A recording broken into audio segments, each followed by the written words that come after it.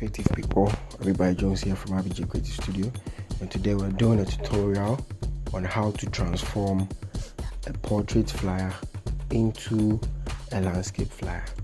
Okay, so I have this artwork here. I did it quite some months back. I think it was March, somewhere March. So today we're going to learn how to transform this portrait artwork into a landscape artwork. So let's say you've done a design for a client. The design is quite nice, very cool, but the client requests for the design to be in a landscape form. Let's say they want to print it and use it as a banner or something. Well, this video is going to show you how to go about it. Okay, so let's jump right into it. Okay, so first you'd have to duplicate the background. So you duplicate the background, duplicate layer, then you move to new and you save the name as fire. That will depend on how you want to do yours. For mine is Fire Blazers Exosia. So Exosia landscape. Okay, then you hit on enter. So we have an empty workspace here of the previous work. So you move on to image, then to image rotation, then to 90 degrees clockwise. You click on it and the whole workspace or the whole canvas rotates in a 90 degrees clockwise format. So after that, you make sure you have your rulers in place. So my ruler is in the middle. There's one. That is the guideline for the rulers. Okay. So after that, let's head back to the artwork. So the first things that we want to move into the landscape is the background. I'm pretty sure you guessed that too. So you have to select all the elements or the images or the layers that you used for the background. So I've selected them. Then you hit on right click for the selected layers. You move on to duplicate layers. Then you click on the document and select the Fire Blazers Exosia landscape. You hit on it and you hit on enter. Then it is automatically transformed into the landscape format. So let's head there to see how it came out. Okay, just a minute now. Yeah, this is how it came out to be. See, we brought it from a portrait, so this is how it's supposed to be, but then we'll have the chance to transform it and make sure it fills the whole screen. So what we're going to do is let's toggle off the horse and select the last layer, that is the rectangle, one copy, select it, and also select the other rectangles because you're about to transform all of them together. Then you select, instead of you can also use Ctrl T to transform. Then you hold shift and alternate to scale it up. The main reason why we're holding shift and alternate, sorry, I'm pretty sure you already know. Yeah, so we get an even resizable rectangle. Okay, so after that you hit on enter, then you lock them back again. So we've transformed the rectangles. Let us transform the abstract light leaks dust. So for the abstract light leaks dust, I use them for giving texture to the design and also giving the design something like a feel, like a rough kind of feel.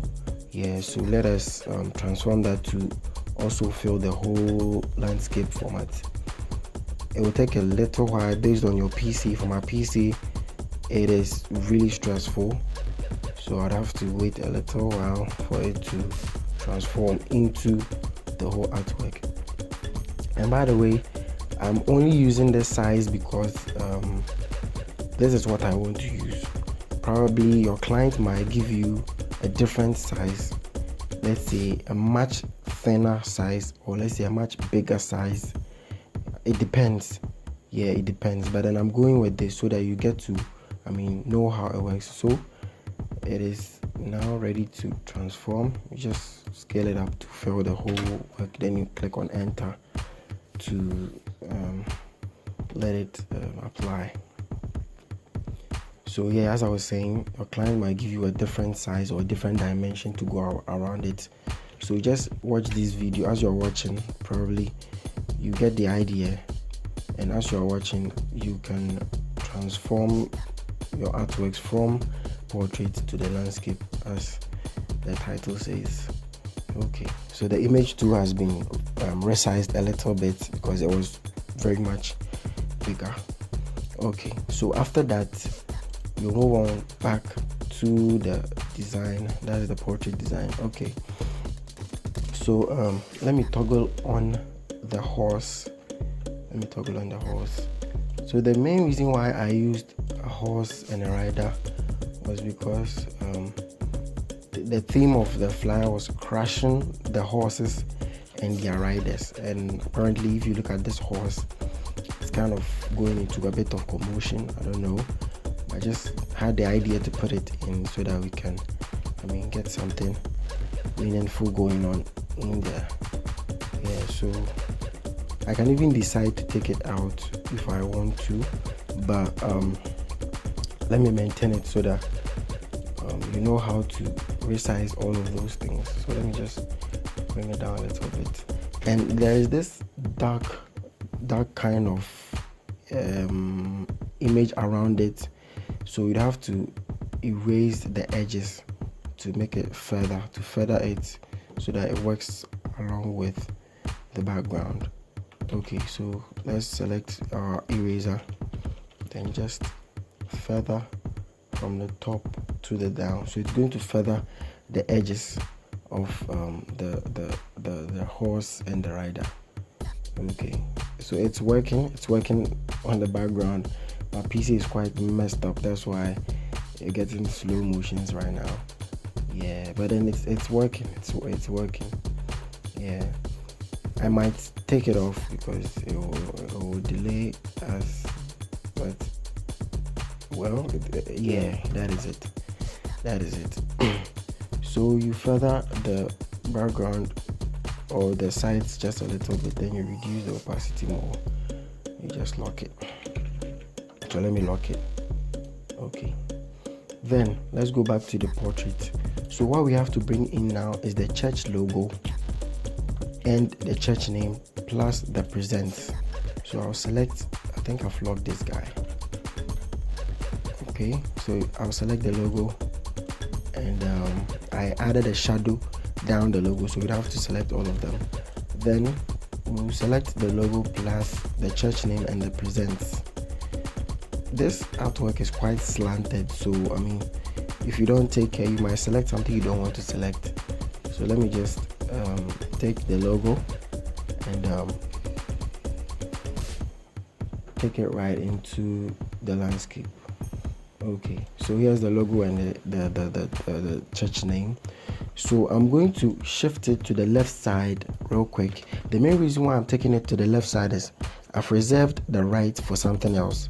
So I want to put the logo and the church name plus the presents on the left side so that I can give space for whatever's coming to the right side. Yeah, at this point I'm not really feeling the horse vibes. I don't know. Let me take the horse out so we're left with just the background only. Okay, so here is the logo plus the church name and the presents. So fast forward, let's go back to the portrait. So now we're bringing in the main text. That's the Exosia. I don't know how to pronounce it. Is it Exo or Exo or Exo? Come on. Exosia Prayer Conference is going in next. So you select the whole thing. Then you can duplicate it, but sometimes when you're working, you don't really feel what to do with it. You just do it. So by the time you're done with what you've done, you just realize, oh, I could have done this. But then, yeah, it's quite cool. So the Exosia Prayer Conference comes in, and I think I have to shift the logo up a little bit. Yeah. just like this. Okay, let's go back to the portrait, and yes, we have the theme here. So the theme has to be in the portrait as well. Let's select the theme, go look for the background as the rectangle. Where are you? Where are you? Is it this guy? No. Sometimes this work can be really confusing because it's in a slanted form, and if you try selecting something, you might make a mistake and select the other. So if I try dragging to select, I might select the conference right now, so I have to look for the text plus the theme and select it. I think I found the rectangle for the theme and a theme text too. So just right click, duplicate, and to the landscape and enter. Okay, so it will reflect here. That's it. Then you just place it down. So theme, question the horses and your riders. Yeah. So the date, time, venue is next. So you just select them, then you drag them into the artwork. So what you have to do is, so you see the landscape is quite tricky. You'd have to know where to place this and that and this and that. So the full details comes to the left side, then the image or whatever comes to the right side. So now we have the details. That's a church name plus the logo on the left side, the Exosia prayer conference on the left plus the theme. We can decide to bring in the date somewhere a little bit to the right, because the image might be at the background of the date and the time. Okay, so I'll enter for this, then I'll go back for the image. Okay, I'll go back for the image plus the name. Okay, so here's the image, and this man right here, Pastor Emmanuel Aka, great man of God, very powerful, very understanding. He's one of my clients. He does not stress me at all. Whenever he gives me a work and I get it done, just a few corrections and we're good to go. Yeah, and that's the main reason why I really like working with him. So let's take in the image and drop it in the landscape. Okay, so right now it's slowing down because it's an image here. Okay, so well, you see the image is overlaying on the date plus the time and the venue. What I'm going to do is I'm going to hold Control. I don't know how to call this button, this keypad here, but there's this keypad. Is it a column? Yeah, the column or something.